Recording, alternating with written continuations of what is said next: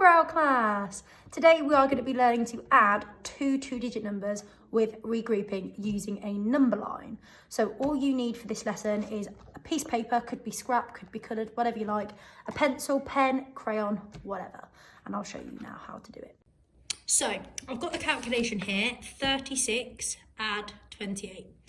And the stem sentence we're going to use to help us to remember how we are adding is addend plus addend equals the sum, equals the answer, part, add the part, equals the whole.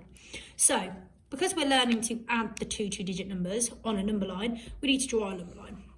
So, drawing across, just like that. So if you draw your number line on your piece of paper, then we need to figure out which addend is the largest, because it's always easier to start from the largest number and add on the smallest number because it's quicker and more efficient.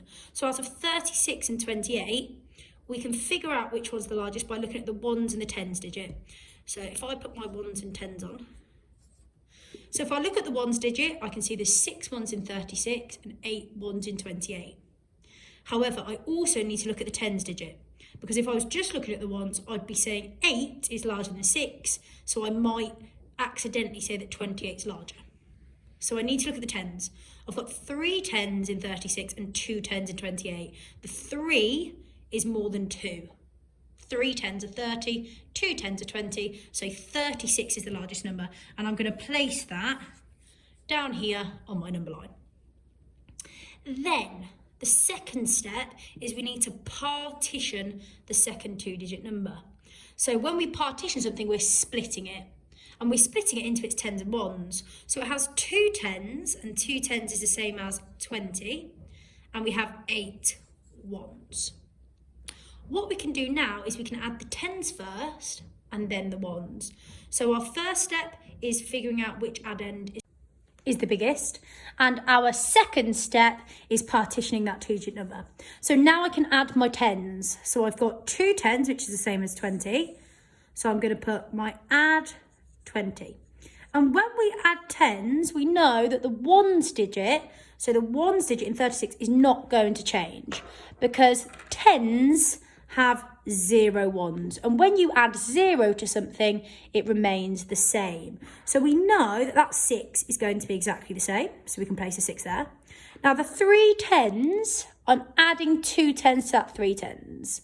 So what I could do, if I don't know how to do 30 add 20, I could make things a little bit easier by doing 3 add 2, and I can do that on my fingers. So if I've got 3 here, and then I add 2 more, 1, 2, 3, 4, 5.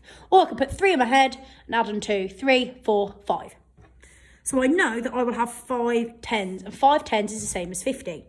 So my third step was adding the tens on, but I'm not done there, because my final step is I need to add the ones, and I've got 8 ones to add. This is where we are regrouping and going into the next 10. So I'm going to add 8. And I might use my number bonds to work this out if I can. So I might say, well, I know 6 add 2 is 8, and then I know I'd have 6 left, or 6 add 4, I know would be 10, so that would make it 60, add the other 4, 64. Or I could just count on my fingers. So I've got 56, I put that in my head, and I grab my 8 fingers, 56, 57, 58, 59, 60, 61, 62, 60, 64. And my answer becomes 64. Let's see whether we can do another one. So here's my second one. I've got 75 add 18 equals addend plus addend equals the sum. So draw my number line. First step, which addend is the largest? Again, I'm looking at my tens and my ones if I'm not sure. I know that 7 tens is larger than 1 10, because 70 is larger than 10. So I know 75 is my largest addend. There we go. Second step, I need to partition, split that 18 into its tens and ones. 1 10 is the same as 10, and we have 8 ones.